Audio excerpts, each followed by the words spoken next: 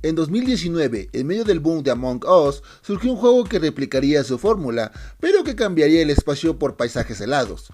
Project Winter es un juego de supervivencia multijugador de 8 personas, en donde el objetivo es la recolección de recursos y la supervivencia en una zona inhóspita. El juego gozó de un gran éxito, es suficiente como para lanzar una versión móvil. Y ahora que está entre nosotros, surge la pregunta, ¿vale la pena?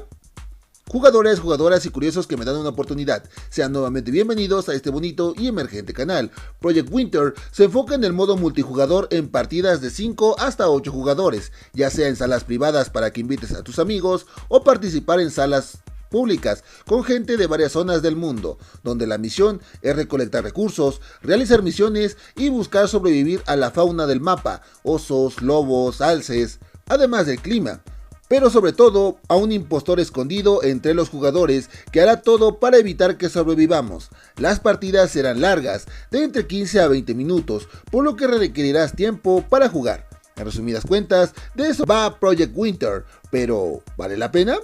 Bueno, antes de responder eso, pasemos a la cuestión técnica básica. Project Winter es un juego gratuito con compras integradas dentro del mismo. Con un peso total de 560 MB en tu dispositivo, necesitarás un procesador Snapdragon 665 o equivalentes o superiores, 4 GB de memoria RAM y Android 5.0 en adelante. Por último, no cuenta con opción offline. Una vez visto la cuestión técnica básica, pasemos con lo bueno.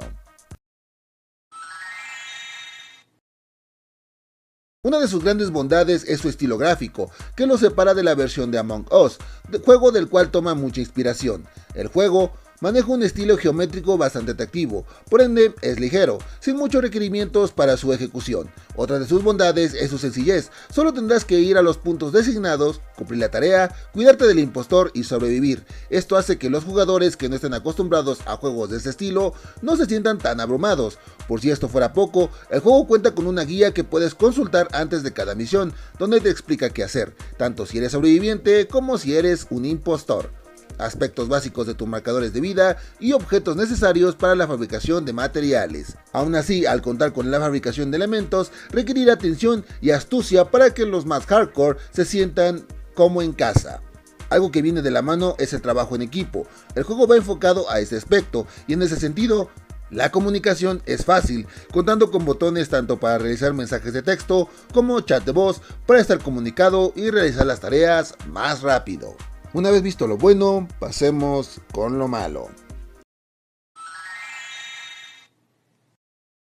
El juego nos ofrece un mapa en apariencia pequeño, con el que podemos interactuar. Aún así, da una sensación de vacío, y da igual en qué dirección vayas, todo el mapa es exactamente igual, por lo que es muy fácil perderte, y pierdas valioso tiempo.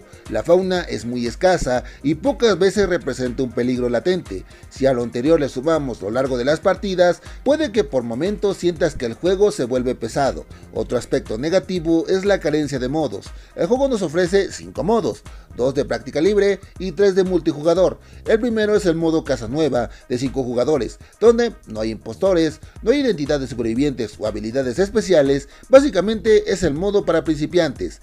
El modo Habitación normal, donde ya hay impostores y habilidades de supervivencia, es para jugadores normales que ya entienden las mecánicas del juego. Y por último, Habitación Superior o el modo más difícil. Por tanto, es el modo menos jugado, ya que por mucho que intenté, no había una sala disponible en todas las zonas del juego.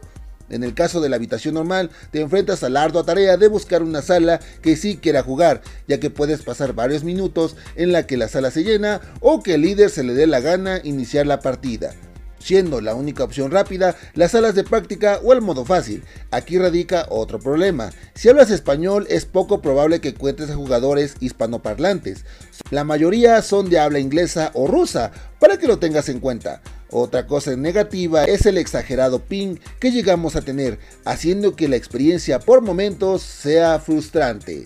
Una vez visto lo bueno y lo malo de Project Winter, ¿vale la pena?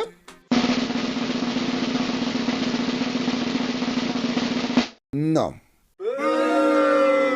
Muy en lo personal considero que el juego se enfocó mucho en la interacción social, dejando a un lado un sector de jugadores que no somos precisamente sociales o que optamos por ser más individualistas. Esto hace que encontrar una partida sea una tarea muy pesada, y una vez superada te enfrentas a otro problema, la comunicación, ya que como mencioné la mayoría de jugadores es de habla inglesa, lo que puede provocar confusión o problemas. Sin embargo, el juego es una gran opción para quienes quieren una opción con la que pasar un buen rato entre amigos, siendo que ese tipo de jugadores le pueden sacar más provecho, por lo que ahí lo tienes. Si tienes amigos con los que juegas a menudo, Project Winter es una opción para ustedes. Sin embargo, si eres un jugador solitario, tal vez este juego no sea para ti. Y bueno, por acá arriba te dejaré otro video por si me quieres seguir apoyando. Y si no, pues no. Por lo que yo soy su tío Kruger, deseándoles buenas partidas y diciéndoles hasta la próxima.